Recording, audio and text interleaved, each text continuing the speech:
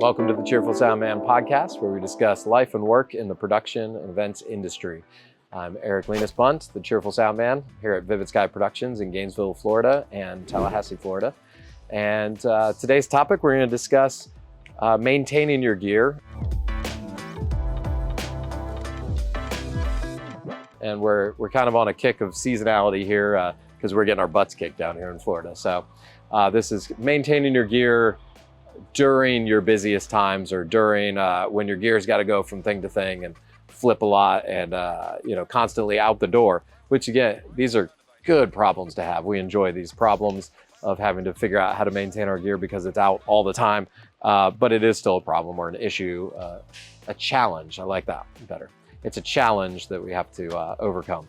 So big ones when you're maintaining or fixing your gear throughout the season are, first off, identifying and labeling it. So if you're on a job site, you have a cable. Cable is the most common thing to not be working. I do a little troubleshooting. I swap out the cable. This cable works. Well, most important thing, and it's for a lot of folks who've been in the industry a long time, this seems like a no-brainer, but regularly doesn't happen, not just with new people, but also seasoned vets. We get busy, we're running around, I'm gonna mark this cable later, but putting a piece of tape on it and then a label on it goes such a long way later at the end of the night when you lost that cable and now it's folded back into the giant trunk of cables. And now you're going, oh crap, I've got, it's like a landmine in your cable trunk. I have no idea where that's going to be tomorrow. So if you don't actually identify that, I personally, now it's my equipment, so your company, the company you're working for is going to be a different policy, but we personally a lot of times will also, if let's say it's an XLR, like a mic cable, I'll label it, and then I'll also not put it back in the trunk. I'll put it with my personal work box or something like that. So again, I'm not recommending that because it's going to depend on your situation, but I even like to try to separate it so it doesn't go back in the trunk.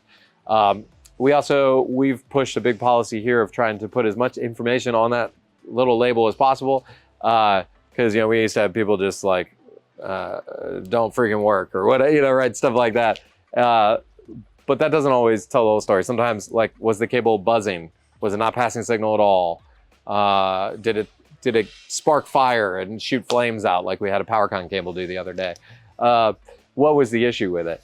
That goes a long way. Now, cables, again, we don't always know. We don't always get that far. So it could just be, please test, bad.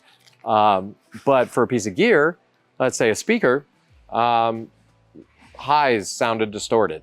So if you write a note like that, an amplifier, scratchy pot, the actual potentiometer, the volume knob. So it sounded scratchy. So these are notes that then when it gets back to the shop, either yourself if you're a small operation, or if you work for a company that has multiple staff or warehouse staff, they know to check that item, right? And not only do they know to check it, if they can't replicate it, they know to spend some more time with it and try to replicate the problem.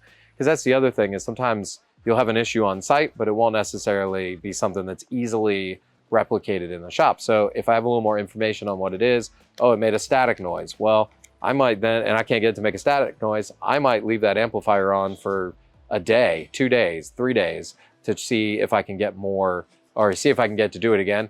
And if I can't, then we maybe give it a clean bill of health and say maybe it was something else in the system, because it's not always that item. Sometimes it's something else. Biggest tip is, whenever possible, fix it on the spot. So actually stop and fix it if you can. Now again, you can't always fix it, but a lot of times there's things like a loose connector or something's loose on something.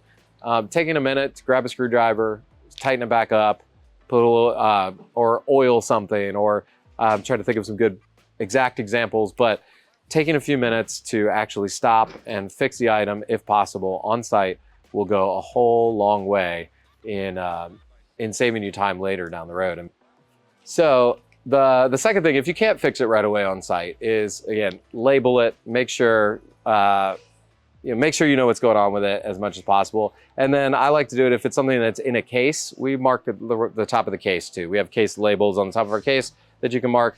Gaff tape works, just anything like that. If you work with others on a team, we use Slack, but Slack, email, text, whatever it takes to communicate to the rest of your team. Because again, when we're going from job to job to job, during these busy seasons, it's very hard to keep up with that maintenance, and it's very hard to remember like, oh, this had a problem on that other gig, but I got through the gig. But we don't want to send it back out like that again, right? So that's communicating, and then labeling, which is a form of communication too, and then figuring out the best way to communicate to the rest of your team or even to yourself. I've also sent texts to myself. I've set reminders on my phone to, test that JBL speaker tomorrow. Put calendar notes, whatever method works for you.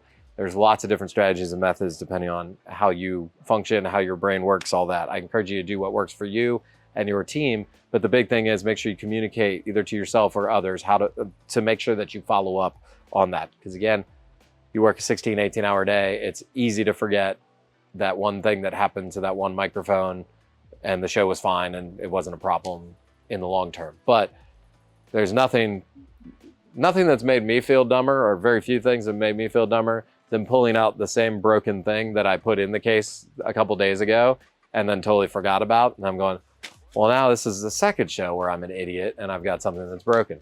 So just not allowing yourself to get in that situation means a lot. And then a big thing for us as you get into a bigger shop, or if you're leading a bigger shop, or if you're a repair person, is just prioritizing those repairs too. So we end up, we're in kind of the throes of our season right now, but we have probably, our maintenance list is probably 50 or 60 items long. We tend to shake them out by, first off, what needs to go out like tomorrow or today. So we get that on the bench right away. Then what's going to be a problem real soon. And then what can be pushed off. Because we have some items they'll break or something happens. It's like, well, we use that once a year. We'll set it aside, low priority. We'll set that aside and focus on these other things.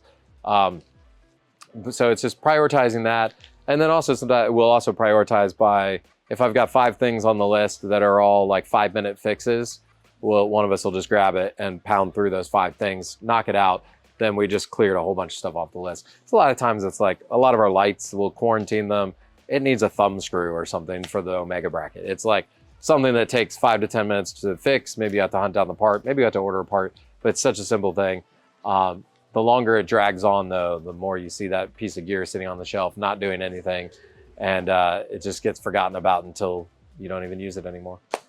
So those are my tips for maintaining your gear during busy season and busy times.